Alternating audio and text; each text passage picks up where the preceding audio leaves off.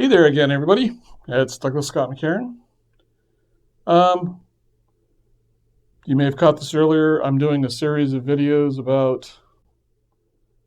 I used to be very dark and angry and pissed off and vindictive, and now I'm very calm and peaceful and self loving and very supportive of others. And I look around the world, and there seems to be an awful lot of people who are pissed off, drunk, angry, striking out. And so I want to share this as a contribution to all of you. You know, I don't have a degree. I don't claim to be an expert, but I have had the experience of going from being mean and vindictive, calm and peaceful. So I have some expertise in this situation. So I want to talk to you about something I learned. There was this friend of mine that I was in love with, and she didn't want me. Somewhat painful. But so basically, I have this whole thing about I'm fat, I'm ugly, nobody wants me, nobody will ever have me, I'm unloved. And, one thing I want to point out as I'm saying this, and you don't hear any real emotion in my voice because that's actually all been released. I actually got down to the nub of why I think that, why I thought that. I don't actually think that anymore. It actually all just kind of went silent and evaporated one afternoon, believe it or not. 30 or 40 years of therapy and doing workshops and thinking and ruminating, but it really did kind of come down to one afternoon. It all just changed. And, if you don't have a change in one afternoon, again, to remind you, 30 or 40 years of me struggling with it. Hopefully you don't have to. Anyway, so I had this realization that the reason I was looking for a girlfriend wasn't that I wanted a girlfriend. It was that I thought I sucked. And if I had a girlfriend, for some reason that would prove I didn't suck. So you notice she doesn't actually exist in that conversation. It's I'm thinking I suck, and if I have a girlfriend, it proves to my internal story I'm okay. I've said this in other things. It's like as children, we develop a way of understanding the world.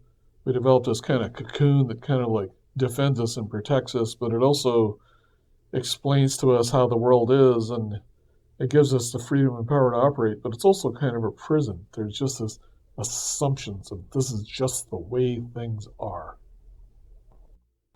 I sucked. That's just the way things are. If I have a girlfriend, that proves I'm okay. Danger there is if she rejects me. That proves that I really suck and screw her. And I see this happen with a lot of guys. They act like the women in their lives are there to fulfill their emptiness rather than going inside and working on what it is that makes them angry and pissed off. Women do this too, but, I'm not a woman, so I can't really talk from their point of view. But I know there's a lot of guys that treat women like they betrayed them and they'll beat them. They'll attack them. They treat them like, they can assault them and rape them because, no, they're a girlfriend. They're supposed to do what I want because, my internal story says this is what I want and I have a right to do it. The whole thing is about that internal story. Has an odd way of appearing to be powerful when actually it's the internal story, the cocoon. actually rules and dominates you. Like, you'll get this feeling of empowerment, this kind of power rises. Your eyes kind of get this look in them, like, I'm in charge, I'm powerful, I'm a man. And it's really actually your internal story taking power over you and controlling you. And inflicting your story on somebody else. You know, this happens millions of times. I don't know if it's right or wrong. I do know that it keeps a person ensnared and stuck. And you can probably, if you're one of these people, tell that it actually grabs a hold of you and keeps you stuck. For me, the question was, did I want to spend my whole life being a pissed off person who was under the control of this internal dialogue and this energy, this power, and then die? And that was my life. Was that really what I wanted? Is that really what you want? So I started looking at it. I told her, I'm attracted to you. She says she's not. I get upset because, not really because I got rejected, but because in my story, it proved I sucked. And because it was set up in my head that it was her job to make me not suck, then she was the one making me suck. She was just saying she wasn't interested. That's all. There's no reason to go hit her. Some guys go kill the woman. Like, they're so in this internal movie. I mean, really look at this energy. It's like your eyes get a shine. There's this image in your being, like, this is the way things should be. You can feel it, like it grabs you, like, powerfully. And then you operate out of that thing. And somehow, for some reason, she's supposed to play the part that makes everything okay. And she's not even part of that. She's not in there. That's all going on in you. So I was, talking to her. And one of the things that really used to infuriate me was I would call her up. I would leave messages. I'd say hi. And she wouldn't respond back. And I was really angry about it. And she knew it.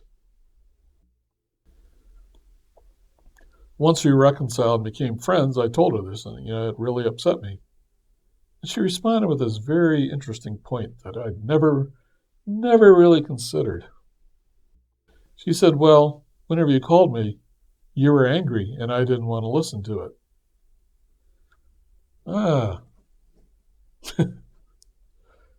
I was the source of the problem. I was the source of her not wanting to be open to me. My anger was the very thing that kept people away. So I had to deal with that. Sitting here, staying angry, making people wrong, making people fit into this drama, this inner all that's going to happen there is I'll just have more.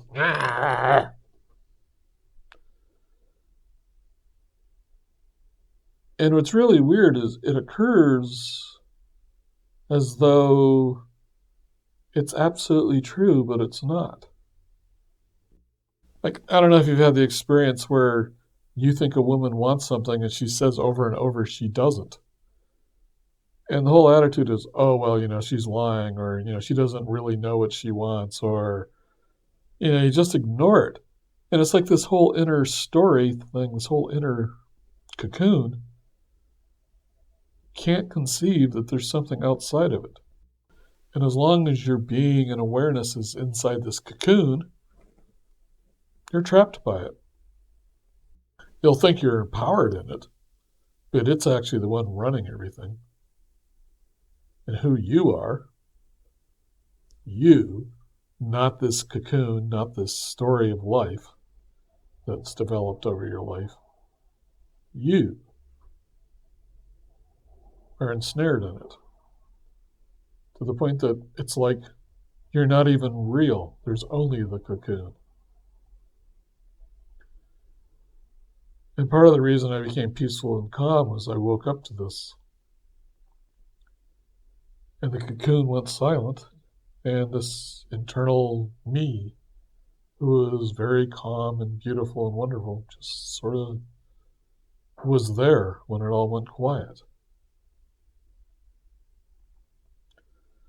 Another thing that happened in all this was, I have this guy I know who drinks a lot of wine and isn't my idea of, this big philosophical, theological expert. This is another thing. I studied all this theology and I had all these ideas about love and this is how, to do perfection and on, all the time inside my inner being. The story was, and I was telling him about, I finally kicked this woman out because she would never talk to me. And,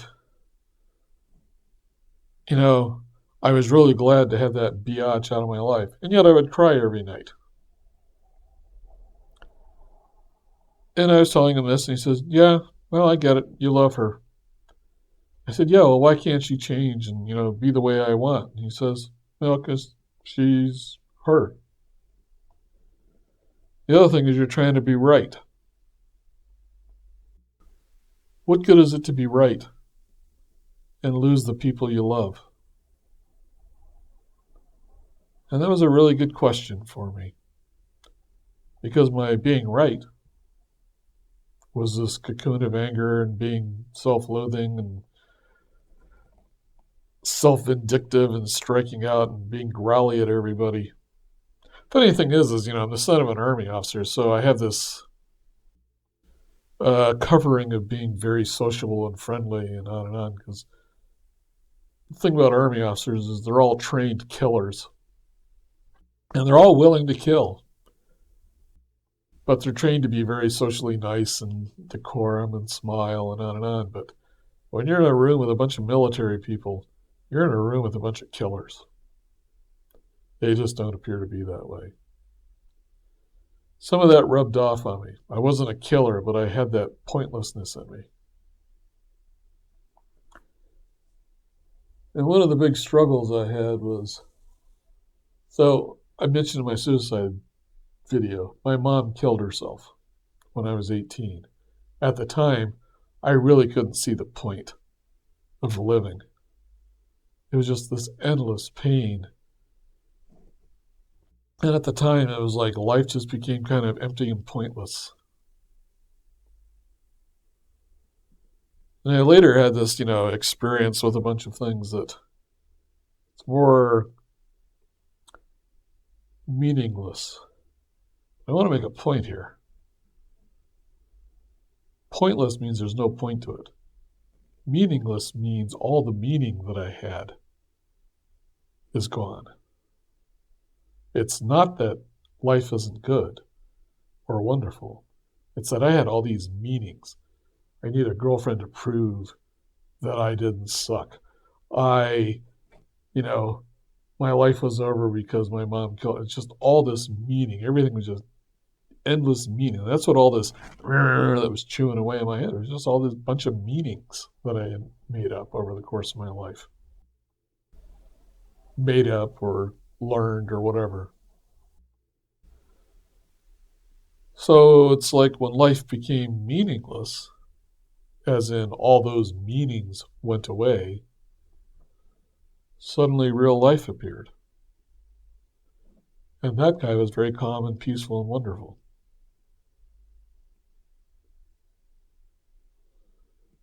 So, when I resolved with this friend,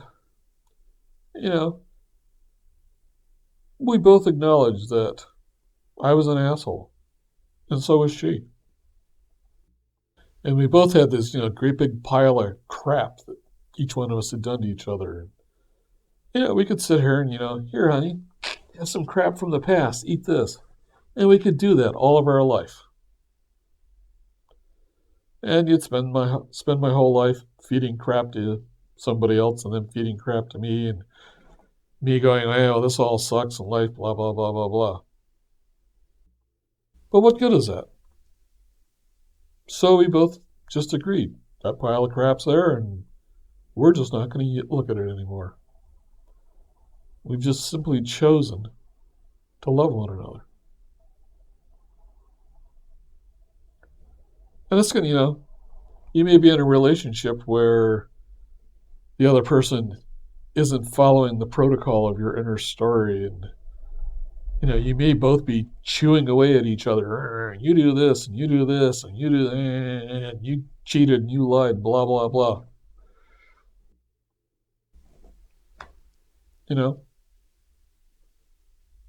That's both stories just chatting away at each other. Both of you ensnared by this inner story.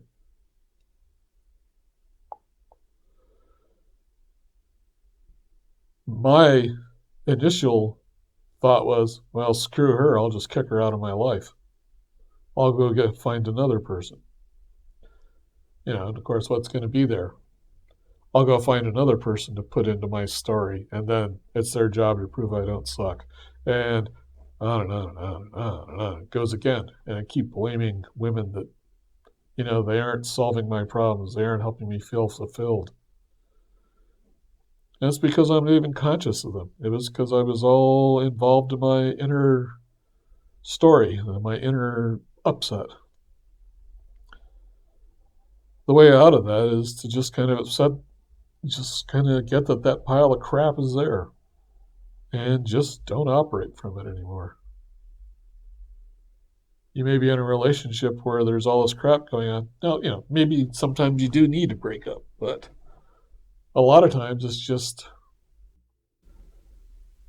are you willing to let the pile of crap be there and ignore it and let go of it and just simply choose to love one another?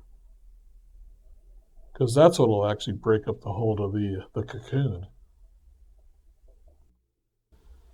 Now, I could hold that as it's a lie. It's not true.